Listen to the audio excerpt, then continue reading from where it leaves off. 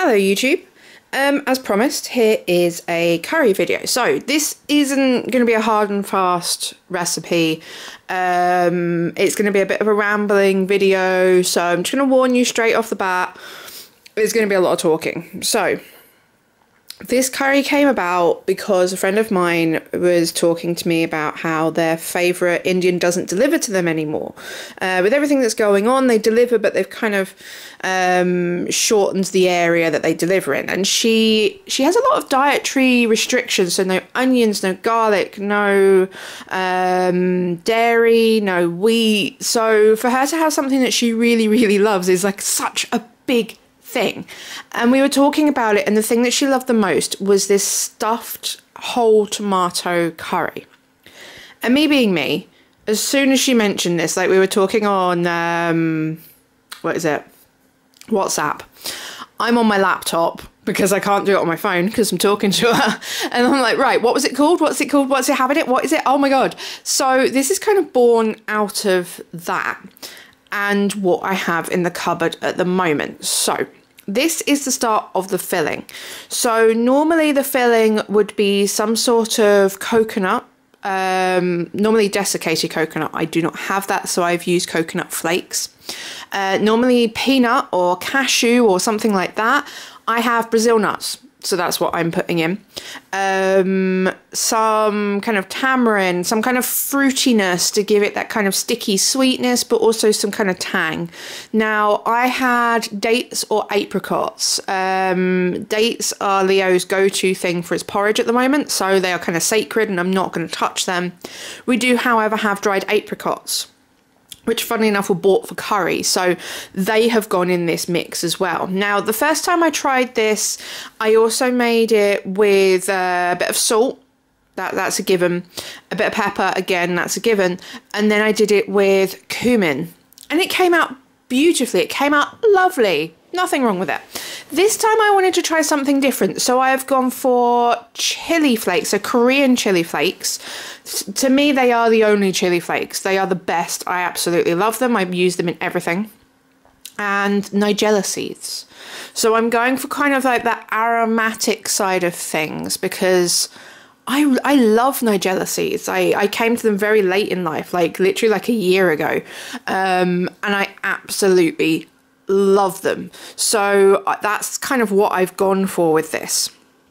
So your method for your filling is coconut, some sort of nut, some sort of dried fruit, and some spices. So I would recommend going with salt and pepper, chili if you're if you're like a heat person, and then either cumin, coriander. Those two go quite well together, cumin and coriander, or just leaving it like that. You could go for fenugreek, you could go for fennel, mix it up, see how you go. This is the joy of this. You can use whatever you have in the cupboard. Now, the filling, the tomatoes, to actually put the filling into.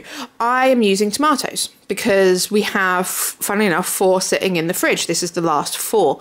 What I have done is I've cut the top off and I've used a spoon to kind of scoop the guts out, because you can do it with a knife, but you tend to like pierce the skin and it just goes everywhere. Cut the top off, use a spoon and scoop the guts out. Slice a tiny bit off the bottom so that they sit flat, and then fill them with the stuffing. So again, you don't have to use tomato. You could use like a red pepper if it's 2 of you, because this is kind of like a 2-person portion here. Take a red pepper, like quite a small one or a medium-sized one, and just cut it in half, take the seeds out, fill it with the filling. You can do it exactly the same. It will just take a little bit longer to cook because it's a bit bigger, but you can use other vegetables. Aubergine. You could cut aubergines into kind of medallions, scoop a bit out so it's more like a cup, put the filling in it.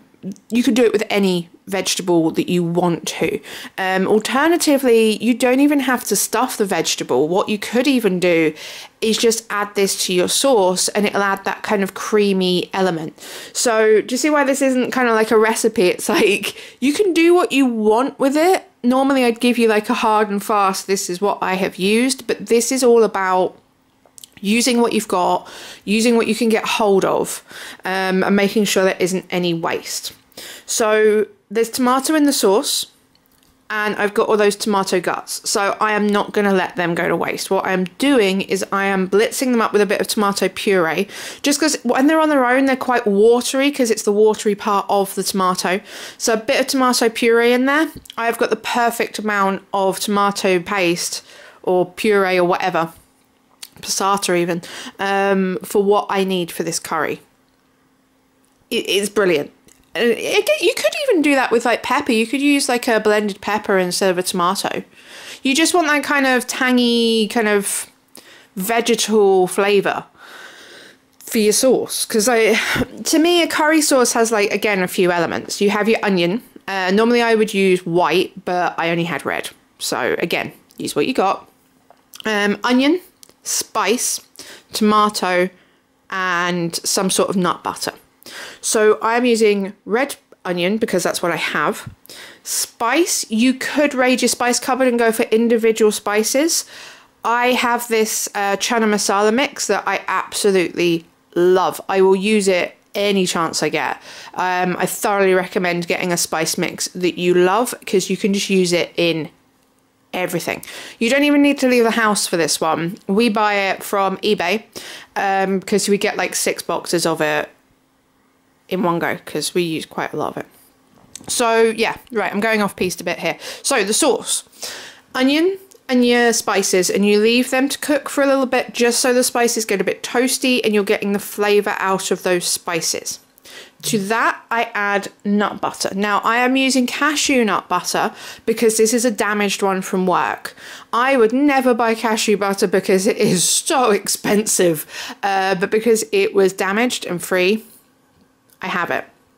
A lot of recipes call for using cashews, you know, grinding them up into a paste. I do not have time for that. So what I normally use is cashew butter's cheaper brother, sister, peanut butter. I use peanut butter a lot. You could use almond butter. The whole idea of the nut butter in this is it gives you the kind of, one, it thickens the sauce, so it gives you that thickness. 2, it gives you the creaminess in the sauce. So these are like essential curry sauce building blocks to me. Tomato and nut butter. So put the nut butter in first. Get it involved with all those spices and everything. It helps it kind of get rid of that rawness, and it also means that it will combine a bit better. Add in your tomato puree paste, whatever we're going to call it, your tomato, and mix it all together. And to be honest, you could eat that straight away. Once that's heated through, that is a curry sauce in its own right. It is amazing. It needs a bit of salt, but it's amazing. But we're going to add our stuffed tomatoes and make it that little bit more pretty. So add your stuffed tomatoes on top of the sauce. This is why you want the flat bottoms, because you want them to stay upright. You don't want the sauce, the kind of filling, to go everywhere. If it does, it's not the end of the world. It's still going to be delicious. But I like to keep them upright, because what happens is when you add a bit more water to the sauce, just so it doesn't go dry, and you cover it so it can steam, that kind of paste of nuts and coconut and everything turns into this delicious creamy paste.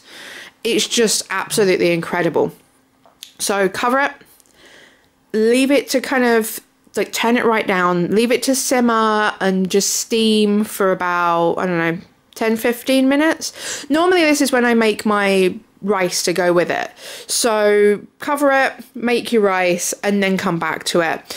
Take the lid off and then leave it to simmer again just for a couple of minutes, just for that water to evaporate. In the end, I took the tomatoes out just so they didn't get like too damaged by me stirring everything up. And you can see how thick that sauce has got. It is so delicious and tasty. Oh, it's brilliant. And this is a great thing. As long as you've got tomato, nut butter, and some sort of spice that you like, you have a curry sauce that is quick and easy to make. And you can put whatever you want in it. Like, it doesn't have to be stuffed tomatoes. You could just put, you know, potatoes, carrots, what's in the fridge, brilliant. Just chop it up and throw it in. It'll be brilliant. And there you have it. So while this has been a lot of kind of waffling on my part, I do hope it has actually made a little bit of sense. If it hasn't, ask me questions in the comments below. Don't forget to subscribe. Thank you for watching. Support your local food bank, support your friends, and I will see you again soon. Bye!